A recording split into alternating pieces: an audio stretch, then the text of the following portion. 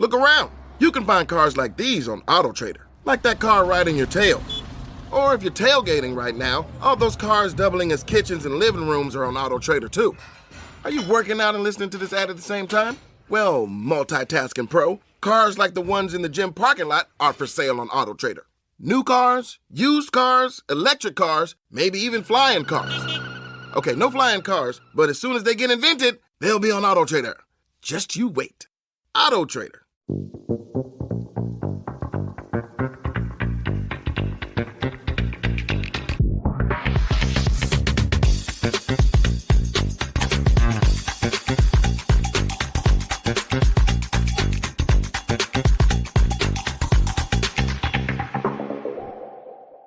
We may live over 5,000 miles from Lincoln Financial Field, but what we lack in proximity, we will certainly not be making up in film study, because it is June mailbag time. That's right. For our Patreon members, we are going to open up a mailbag of your questions today.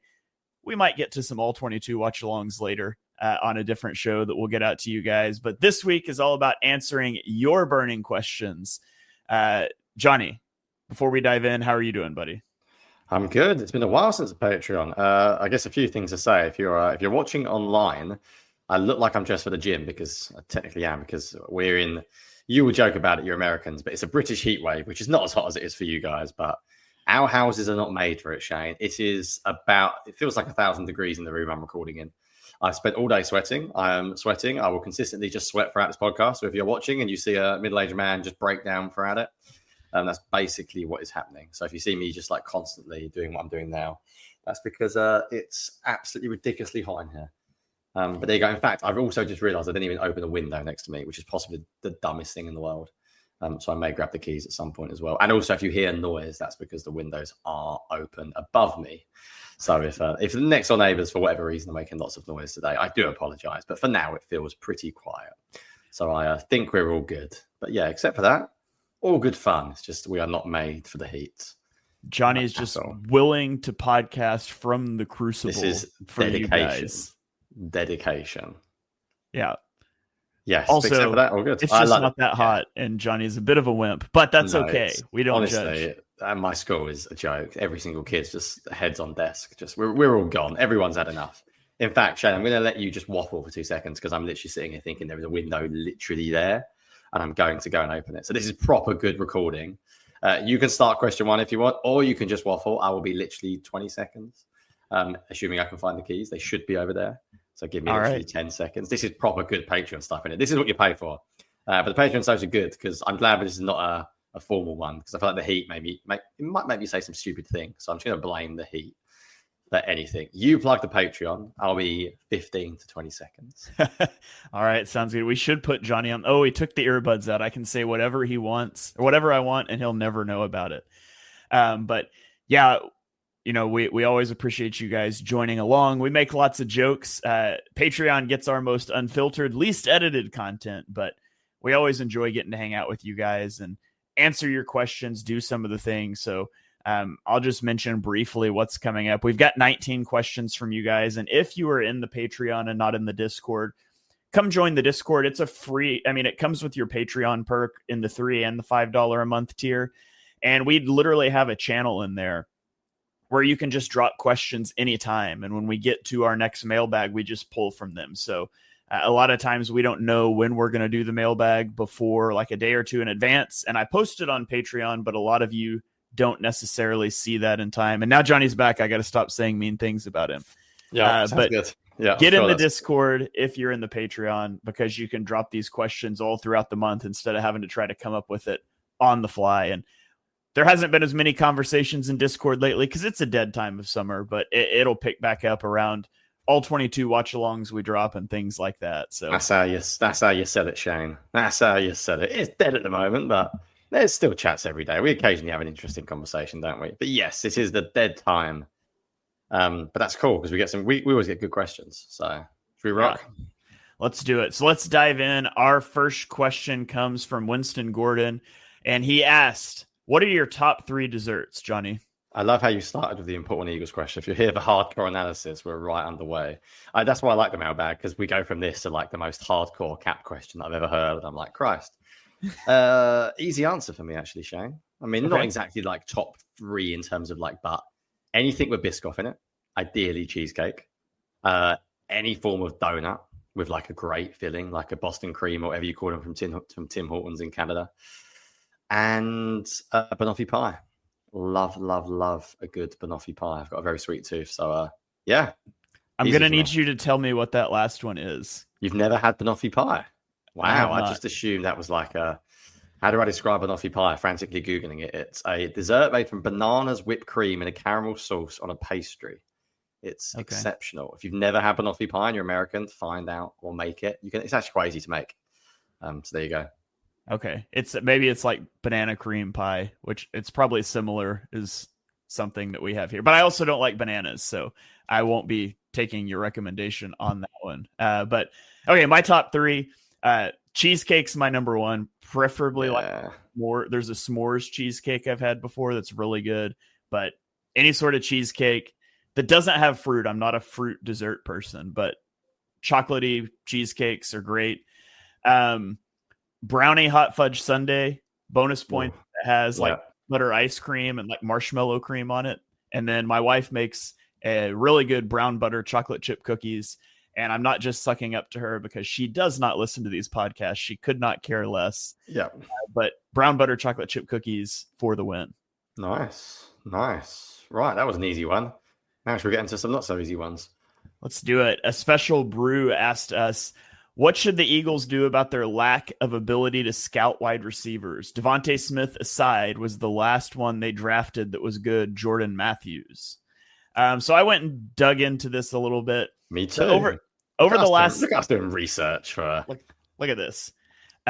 In the last 10 drafts, the Eagles have spent 2 first-round picks, which is obviously Devontae Smith, great, Jalen Reagor. They've spent a second-round pick, and then a 4th, 4 fifths, and a 6th-round pick on wide receivers. Of those, I mean, Reagor was an obvious bust. It was an obviously flawed process. JJ Arcega-Whiteside was a bust. I don't think the process was bad there, although maybe it's just because I liked the player. And you just honestly don't expect hits on day 3 often, especially at wide receiver, which is a position that people draft higher than maybe other positions. So I think maybe it's a little bit of bad luck overall, but honestly, I think the draft is a bit of a crapshoot. And there's also an element of reps being key to development. And when the Eagles have the wide receiver 1 and 2 that they have, I don't think it's really reasonable to expect some of these day 3 guys to come in and do much. So I don't know that I would say they have a wide receiver scouting problem so much as they don't have many opportunities right now. Nailed it. It's always good when I put research in. I didn't need to because you just done it for me. I went back and also looked at the first picks, and I had the exact same list of you, like Devontae Smith, obviously Reagor. And when you get to just like your high tower, I think the big miss is the JJ Arcega-Whiteside. And I'd like to say I called it, didn't like him. Never thought he was worth a second-round pick. This is just personal preference, but I think maybe the Eagles prioritize size ever so slightly too much. You think of maybe like Johnny Wilson, JJ Arcega-Whiteside, your Matt Collins, and maybe speed and maybe like route running, like savviness has not been top of the Eagles' agenda.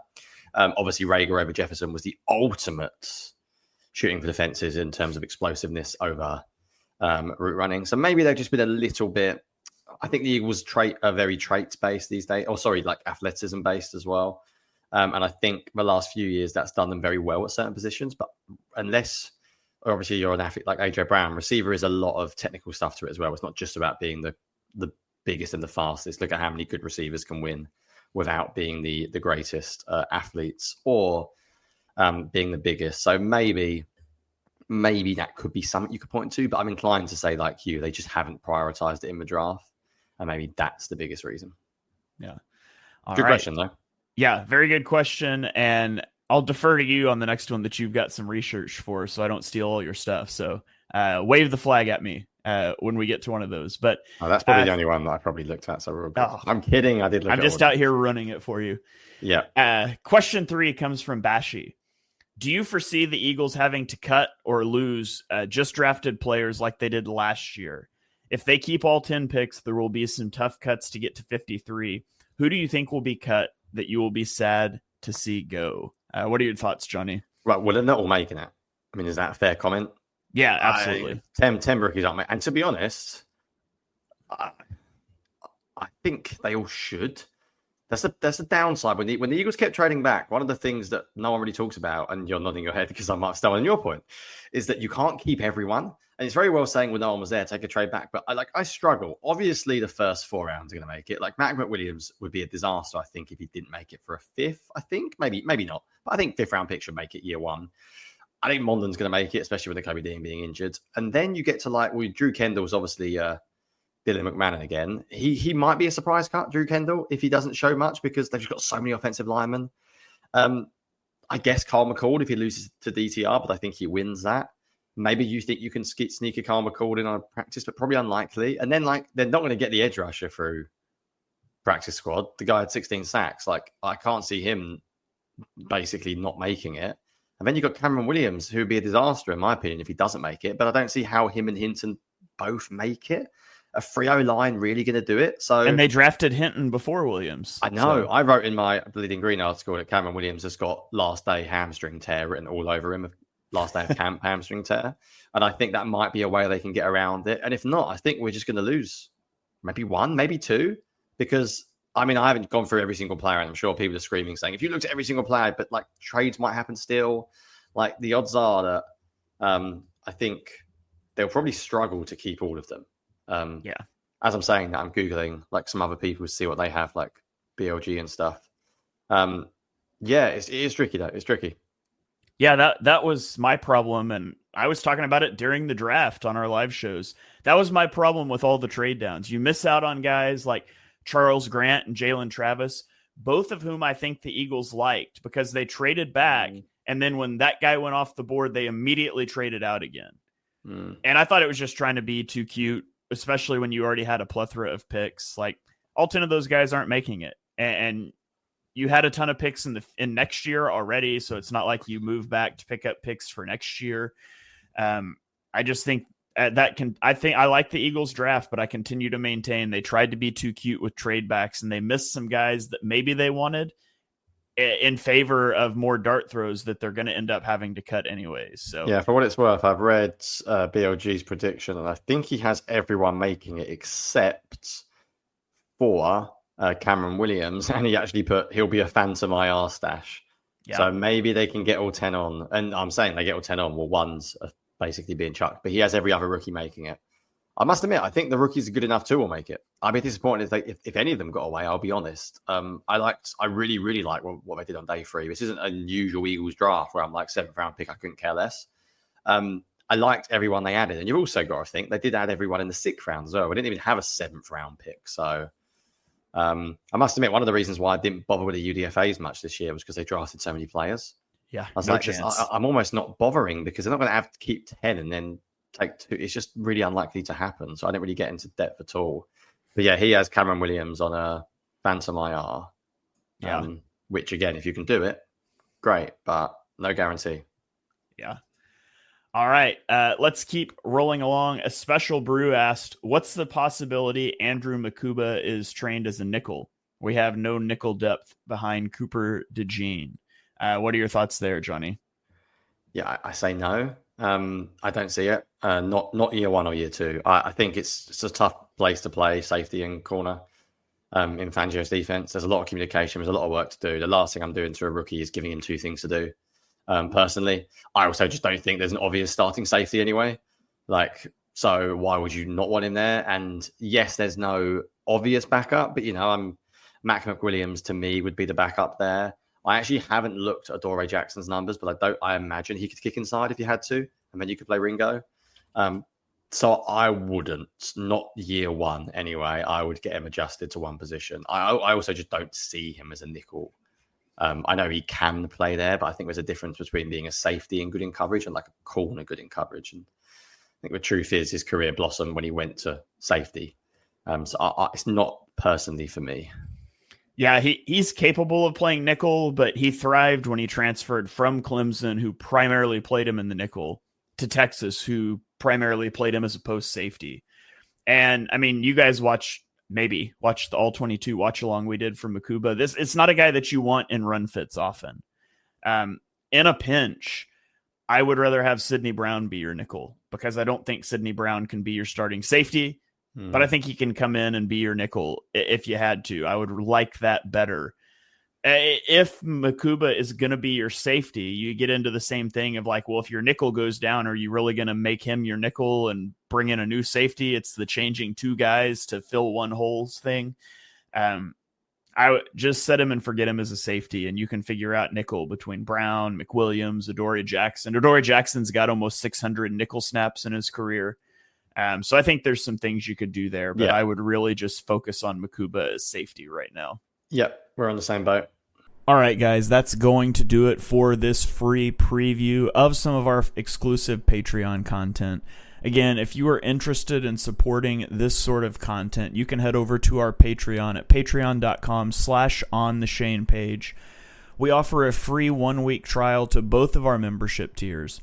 But we have a $3 a month tier that gets monthly mailbags, access to a Discord server, weekly written content from Eagles Eric on Twitter, and ad-free versions of The Edge and On the Shane page. And then our $5 a month tier also gets a lot more exclusive film content, video content. We're doing all 22 watch-alongs. In fact, right after this show, we recorded an all 22 watch-along for Kyle McCord, the rookie quarterback that the Eagles drafted out of Syracuse. And we've got a lot more stuff on tap. And so the more people we get in Patreon, the more time and effort we can pour into it as well. We offer a free 1-week trial. Most people don't cancel their trials after they get them, but come check it out. If you don't like it, you can leave. No hard feelings. We always appreciate your support on Twitter, on Johnny's written work, on the public podcast feed. But this is just an attempt for us to do some extra content for some people that want to subscribe. So patreon.com/ontheshanepage. There's another 45 minutes of Q&A here, and there'll be a Kyle McCord all 22 video up later this week, as well as you get access to our whole backlog. So if that's your thing, go check that out. Patreon.com/ontheshanepage. If not, thank you very much for listening here, and we'll catch you guys next time. Hey guys, have you heard of Goldbelly? It's this amazing site where they ship the most iconic famous foods from restaurants across the country, anywhere, nationwide. I've never found a more perfect gift than food. They ship Chicago deep dish pizza, New York bagels, Maine lobster rolls, and even Ina Garten's famous cakes. So if you're looking for a gift for the food lover in your life, head to goldbelly.com and get 20% off your first order with promo code GIFT.